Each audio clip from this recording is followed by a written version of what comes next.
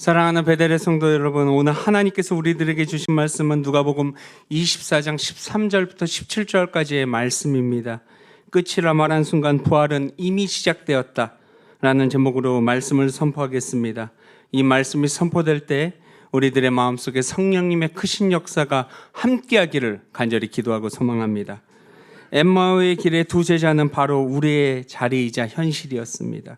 그들은 예수님을 따르던 사람들이었습니다. 말씀을 들었고 그들은 기적을 목격했고 그리고 함께 밥을 나누던 사람들이었습니다.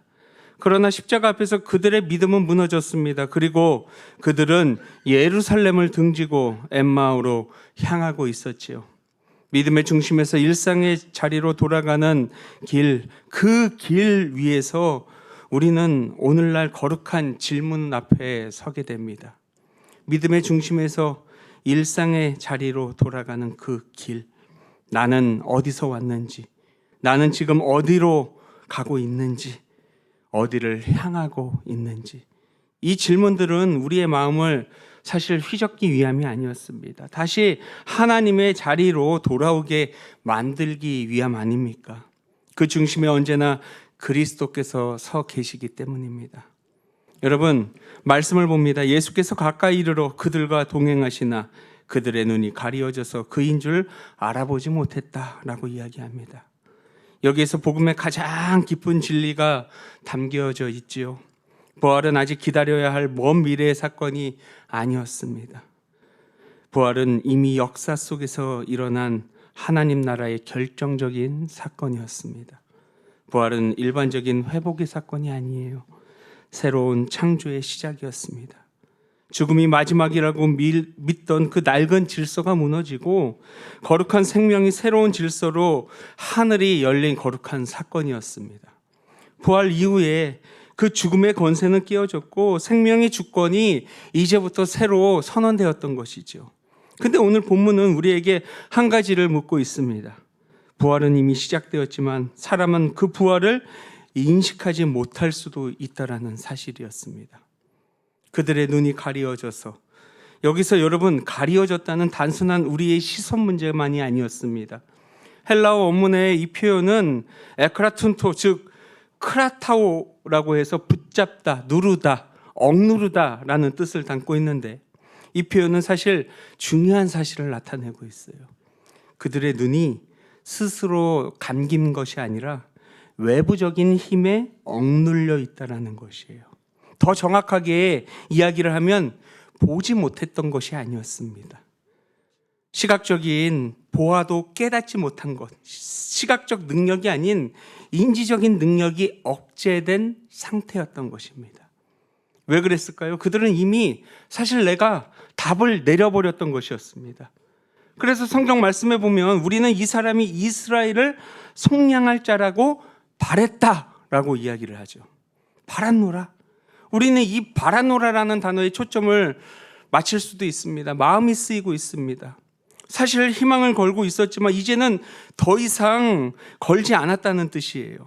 사실 기대는 끝났고 이야기는 마무리되었다고 스스로 판단해버린 것이었습니다. 그래서 지금 눈앞에 주님이 계셔서 그들은 그분을 알아보지 못했던 것이죠. 문제는 부활이 없는 게 아니라 부활을 받아들일 눈이 닫혀져 있었던 것입니다. 근데 여기서 우리는 조용히 그러나 분명히 깨달아야 할 것이 있어요. 상황이 절망적인 게 아니라 내 생각과 해석이 절망적이었다는 거죠. 여러분, 십자가는 끝이 아니었습니다.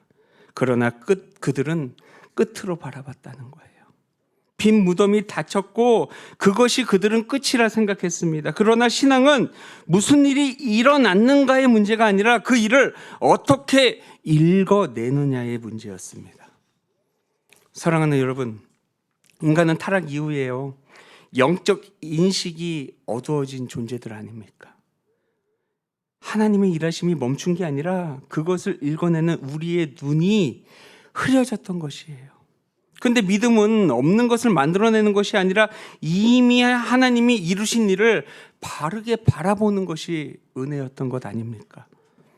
사실 그 엠마오의 길, 우리가 너무나도 잘 알고 있는 그 엠마오의 길, 그 길 위에 주님은 지금까지 사라지신 적이 단 한 번도 없다라는 거예요. 그분은 이미 가까이 오셨고 이미 함께 걷고 계셨다는 거예요.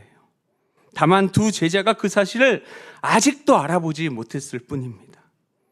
그러므로 오늘날 우리는 이 자리에서도 마찬가지 아닙니까? 하나님은 멈추지 않으셨고 부활은 여전히 진행 중입니다. 다만 우리가 그 부활의 빛을 아직 다 보지 못했을 뿐입니다. 혹시 여러분들 중에 기도에 응답이 보이지 않아 하나님께서 침묵하신다고 느끼시는 분 안 계십니까? 가정에서나 직장에서나 건강 앞에서 혹시 지금 정말 끝이라고 생각하는 분 안 계십니까? 그러나 분명히 기억하시기 바랍니다. 주님은 이미 그 길 위에 나와 함께 걷고 있는 나의 하나님이라는 사실을. 또 말씀하십니다. 예수께서 가까이 이르러 그들과 동행하시니, 이 장면은요 일상의 위로의 장면일까요? 아니에요. 예수님은 지금 예루살렘을, 제자들이 예수님의 그 예루살렘을 떠나고 있었어요. 정확히는 등지고 있었다고 이야기하는 게 맞습니다. 그 자리가 도대체 어떤 자리였습니까? 십자가가 있었던 자리였고 약속이 선언되었던 그 성전이었고 믿음의 중심에서 멀어지고 있던 곳이었습니다. 근데 이것이 무엇을 의미하고 있습니까? 믿음의 자리에서 멀어지는 것 아닙니까? 이 엠마오는 예루살렘에서 약 어느 정도 떨어졌냐면 11km 정도 떨어져 있어요. 아주 작은 마을입니다. 11km요? 거리로 보면은 2시간 반 정도? 2시간? 빠른 걸음하면 2시간, 저같이 느린 걸음은 한 2시간 반, 3시간?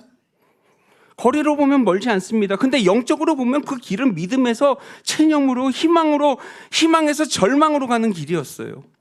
그들은 가장 성스러운 곳에서 이제는 다시 평범한 것으로 돌아가고 있었다는 것이죠. 근데 주님은 그들을 절대로 막지 않으셨어요. 돌려 세우지도 않았습니다. 그들이 가는 바로 그 길에 함께 걸으셨다는 거예요. 여러분, 이것이 하나님의 은혜입니다. 우리는 늘 생각하지요. 내가 다시 돌아가야 하나님을 만날 수 있다. 내가 먼저 회복돼야 기도할 수 있다. 내가 결심해야 예배드릴 수 있다. 내가 생각을 고쳐먹어야 하나님 앞에 온전히 예배드릴 수 있다. 근데요, 여러분, 성경은 그렇게 말하지 않았어요. 우리가 돌아가기 전부터 주님은 우리와 함께 계셨다는 거예요. 하나님은요, 우리 위에서 지켜보시는 분이 아니라 내려오셔서 우리와 함께 하시는 나의 주님이세요. 그래서 성경은 이야기하잖아요.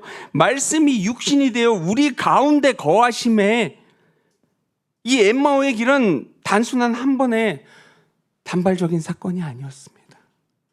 우리가 무너진 자리, 우리가 포기한 자리, 우리가 등을 돌린 그 길 위에 주님은 가장 먼저 서 계신 분이 나의 주님이었어요.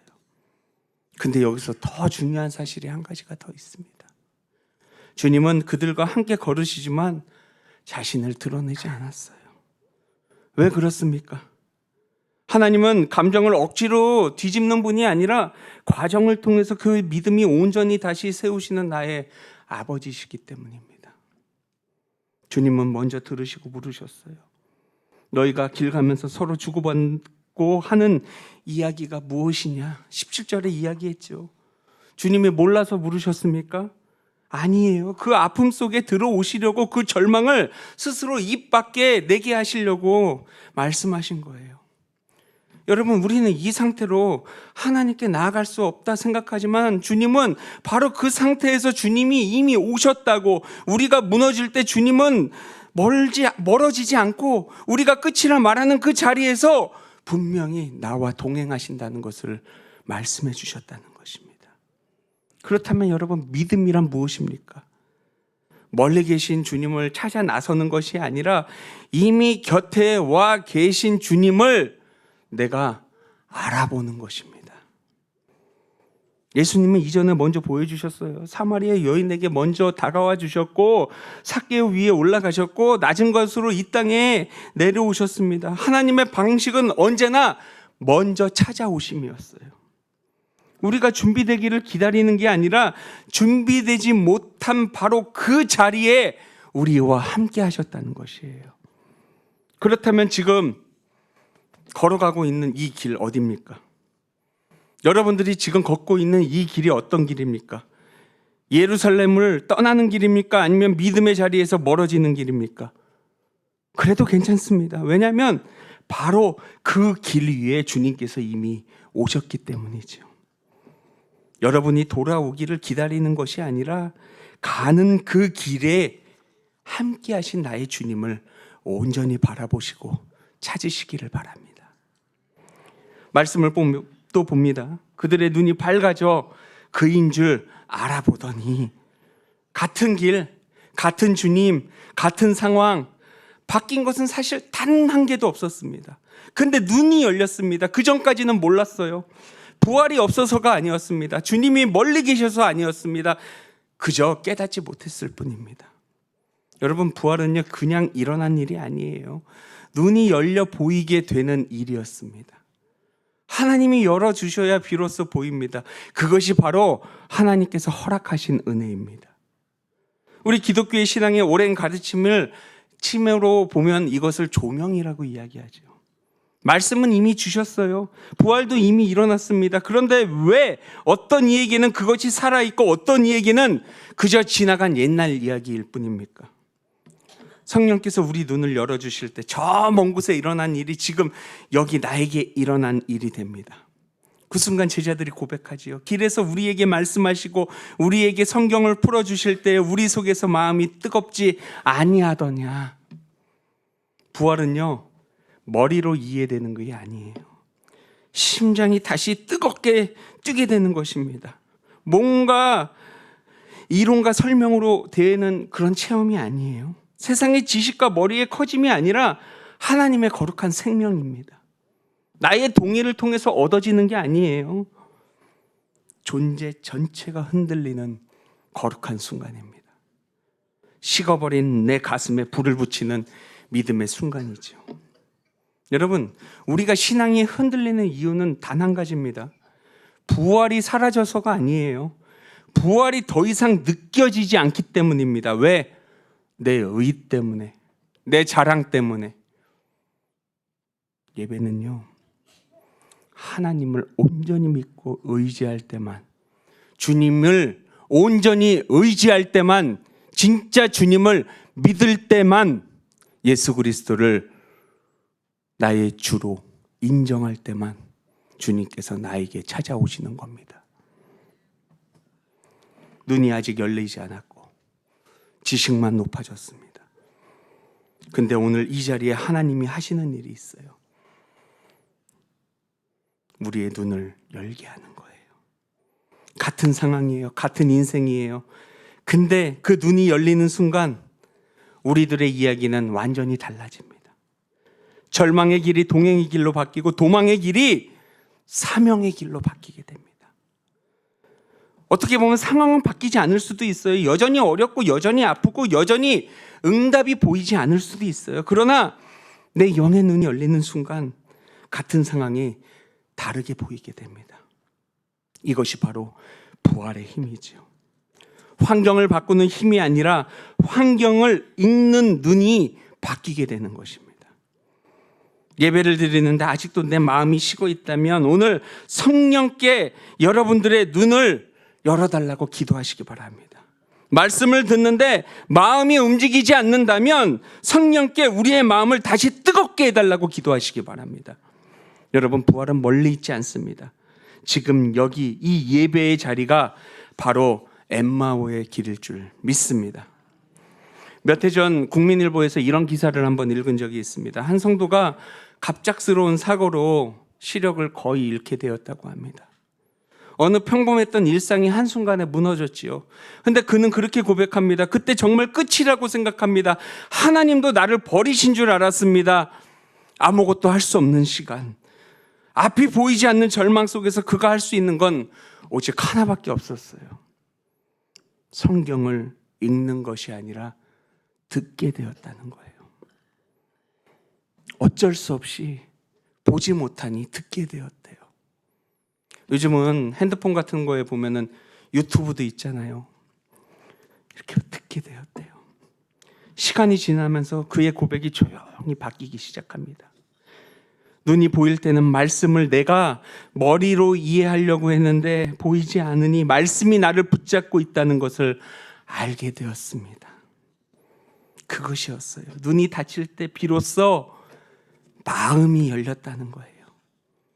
여러분, 엠마오의 그 길의 두 제자도 그랬어요. 그들의 눈은 가리어져 있었습니다. 근데 그분은 이미 그 길 위에 함께 계셨고 말씀으로 그들의 마음을 먼저 두드렸다는 것입니다.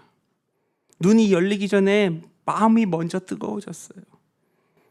길에서 우리에게 말씀하시고 우리에게 성경을 풀어 주실 때 우리 속에서 마음이 뜨겁지 아니하던 이 성도의 마지막 고백이 이 말씀과 겹쳐지지 않습니까, 여러분? 하나님이 사라진 게 아니라 내게 다른 방식으로 하나님을 만나고 있었던 것이었습니다. 사랑하는 베델의 성도 여러분, 혹시 지금 내 마음의 눈이 보이지 않습니까? 내 삶이 이해할 수 없는 시간 앞에 서 있으십니까? 이 자리가 바로 마음의 눈을 여는 자리가 되기를 원합니다. 주님은 우리의 마음의 눈이 열리기를 기다리기 전에 먼저 우리 곁에 오셔서 말씀으로 그 마음의 눈을 두드리고 계십니다.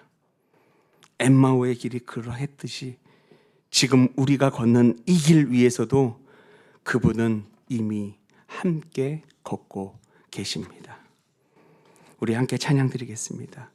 오직 주의 사랑에 매여 함께 찬양 드리는데요, 예수 그리스도의 마음을 느끼며 주님께서 주시는 음성이 무엇인지를 생각하며 함께 찬양 드리겠습니다.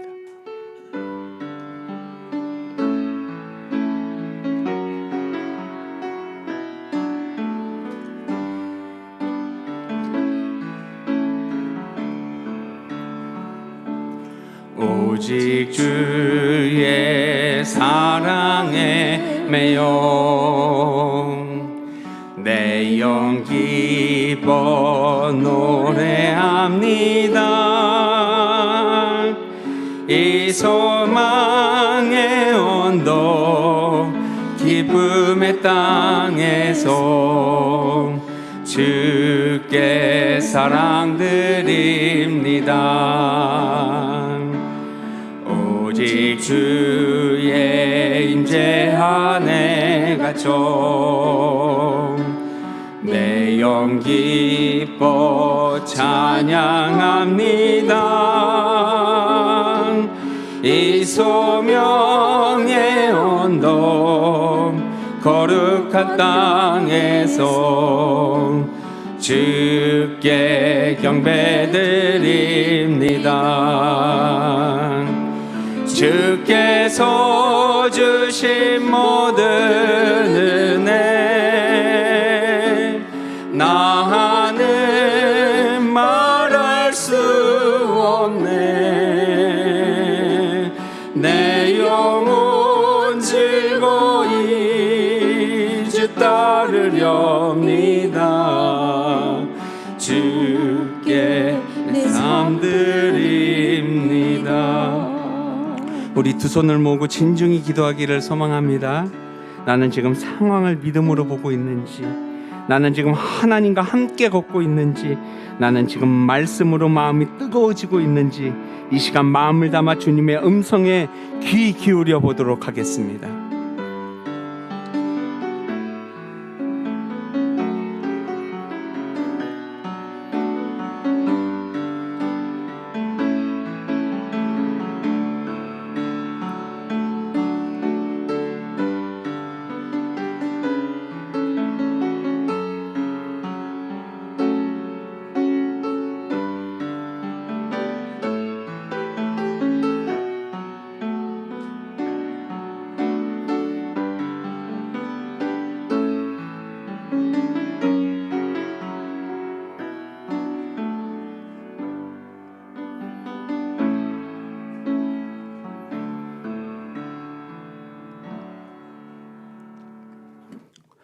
살아계신 하나님 아버지, 우리는 너무나도 쉽게 끝났다 말하며 상황 속에서 낙심하고 돌아섰음을 고백합니다.